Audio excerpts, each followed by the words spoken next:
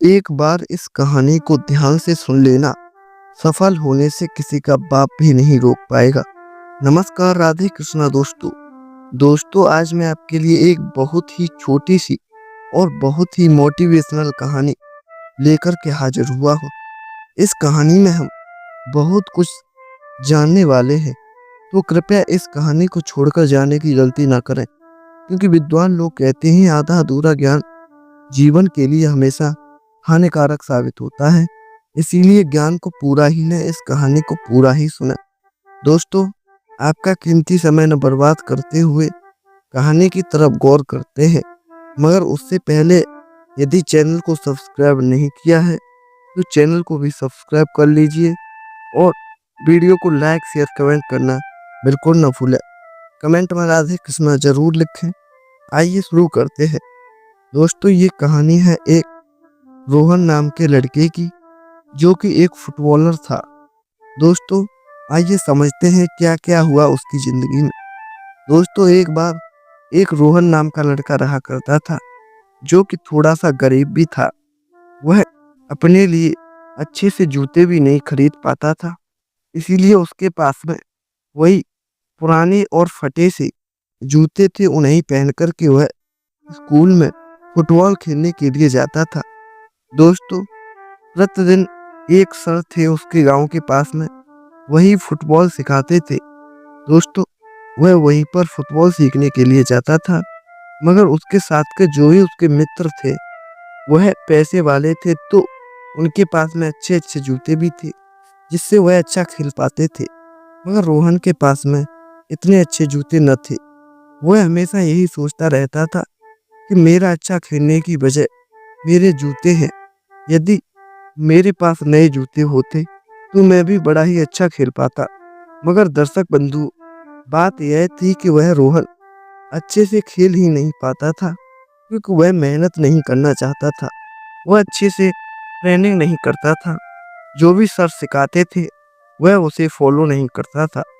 दर्शक बंधु, मगर एक बार क्या हुआ कि एक बार जब वह अकेला बैठा हुआ था और सोच रहा था कि मैं भी जूते खरीदूंगा और अच्छे से फुटबॉल खेलूंगा, क्योंकि मेरे दोस्त मुझसे अच्छी फुटबॉल खेलते हैं। मैं अच्छा इसलिए नहीं खेल पाता क्योंकि मेरे पास अच्छे जूते नहीं है।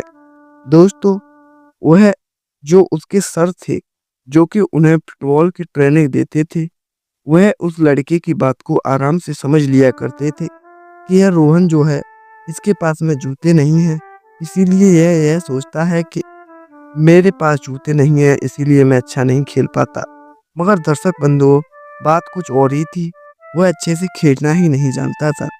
एक बार क्या हुआ कि एक बार सर ने सोचा, क्यों ना मैं इस रोहन को नए जूते ला कर के दे दूं, इससे यह खुश हो जाएगा और यह अच्छा फिर भी नहीं खेल पाएगा।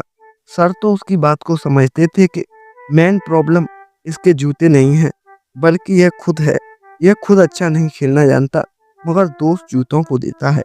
इसीलिए उन सर ने उसे नए जूते नहीं ला करके दिए, मगर उन्होंने एक प्लान बनाया और वह जिस रास्ते से रोहन घर को जाता था, वहीं पर एक पेड़ के पीछे जाकर के वह मास्टर साहब छुप गए और वह जो जूते थे वह पेड़ पर टांग दिए।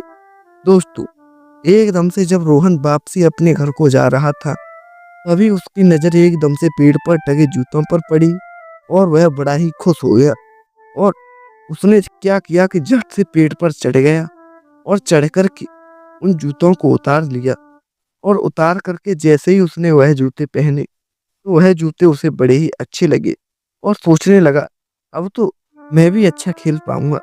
मगर दर्शक बंधु, उस पेड़ के पीछे जो मास्टर साहब छुपे थे, उन्होंने एकदम से आवाज को बदलते हुए कहा, हे मनुष्य, मैं जादुई पेड़ हूँ और मैंने तुम्हें ये जूते जादुई गिफ्ट किए हैं। जाओ, तुम इन जूतों को पहन करके अच्छे से किक कर पाओगे और तुम एक बड़े फुटबॉलर बन जाओगे, यदि तुम मेहनत करोगे तो। दोस्तों, अब तो वह जो रोहन था, उसने वह जूते लिए और घर को चला गया।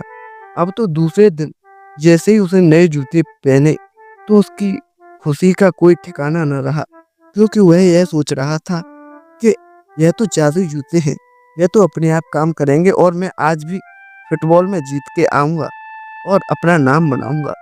मगर दोस्तों जैसे ही वह ग्राउंड पर पहुँचा, सर वहीं पर थे। वह फिर से उन जूतों को पहनकर खेलना चाहा। उसने जैसे ही बॉल आई उसे मारा नहीं, बल्कि उसने सोचा कि इसे तो मेरे जूते खुद ही मार देंगे। तो वह बॉल आकर के रोहन के मुँह पर लगी और उसके मुँह में चोट लग गई।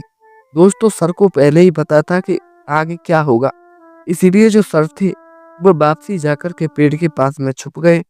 रोहन वापस जब घर को जा रहा था, तभी वहीं पर वह रोहन पेड़ के पास में जाकर पहुंचा और बोला, अरे पेड़, तुम कैसे पेड़ हो? तुमने तो कहा था कि मैं तुम्हें जादुई जूते दे रहा हूँ और तुमने ये मुझे कैसे जूते दे दिए?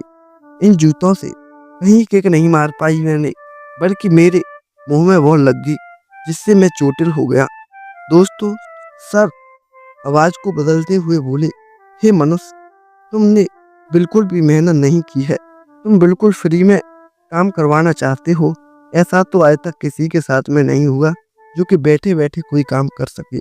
इसके लिए तुम्हें भी 1 महीने मेहनत करनी होगी, ट्रेनिंग करनी होगी। उसके बाद यह जूते अपने आप साथ देंगे। तुम बस 1 महीने मन लगा करके मेहनत करना और प्रतिदिन फुटबॉल को सीखना। तुम्हारे जूते अपने आप काम करने लगेंगे। दोस्तों अब रोहन घर पर पहुंचा। उसने सोचा, क्या पता ये जूते 1 महीने ट्रेनिंग करने के बाद ही काम करते हो।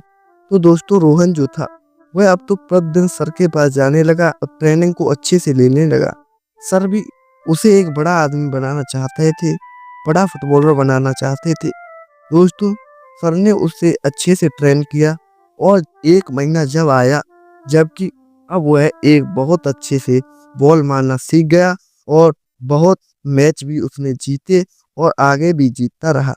दोस्तों यह कहानी हमें यह सिखाती है कि हमें खुद पर विश्वास रखना चाहिए, बल्कि हमें कभी ये नहीं सोचना चाहिए कि हम इस काम को नहीं कर सकते। क्योंकि दोस्तों अब जो रोहन जो था उसकी जिंदगी में एक ऐसा मोड़ था, उसके पास में जूते खरीदने के पैसे नहीं थे। इसीलिए वह यह सोचा करता था कि मेरे पास में जूते नहीं हैं, इसीलिए मैं अच्छा नहीं खेल पाता। मगर दोस्तों सच में वह खेल ही नहीं पाता था।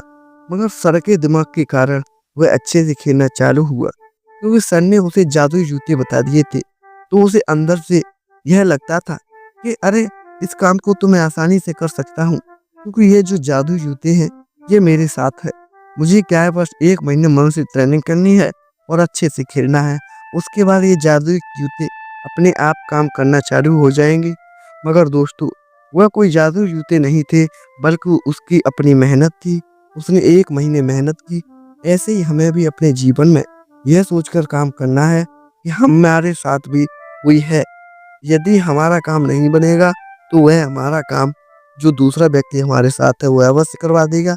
ऐसा सोच करके यदि हम कोई काम करेंगे तो वह काम हमारा 100% होगा। दोस्तों उम्मीद करता हूँ आपको यह छोटी सी कहानी जरूर पसंद आई होगी। अच्छी लगी है तो चैनल को सब्सक्राइब करें, वीडियो को लाइक शेयर कमेंट करना बिल्कुल ना भूलें। फिर मिलेंगे एक नई कहानी के साथ। तब तक के लिए आप सब अपना ख्याल रखें। धन्यवाद। जय श्री राधे, जय श्री कृष्णा।